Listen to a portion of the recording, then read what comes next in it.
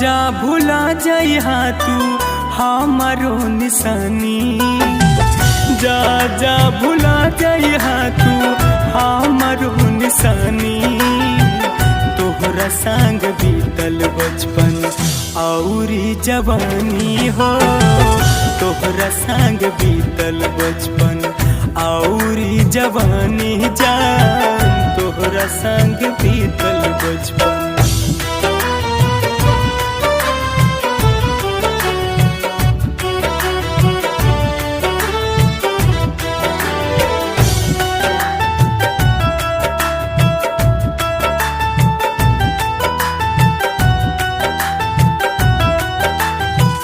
मेहंदी रचा के गइलू हमरा के छोड़ी,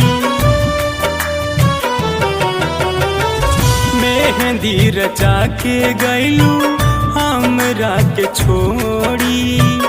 काहे रंग लिहलू ऐसन मुहवा तू मोड़ी, हमके भुला दिहलू तू, हमके भुला दिहलू तू पहिला निशानी।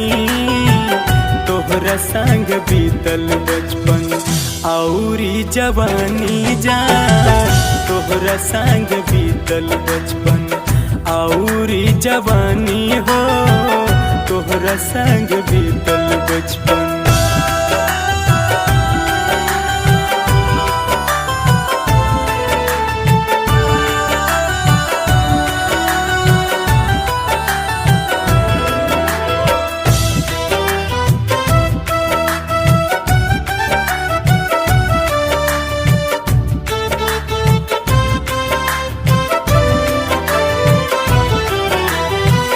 बहुत याद आवे संगे बीतल सारी बातियाँ, बहुत याद आवे संगे बीतल सारी बातियाँ।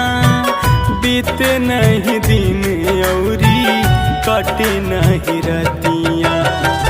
कुमार मुकेश के कैलू, कुमार मुकेश के कैलू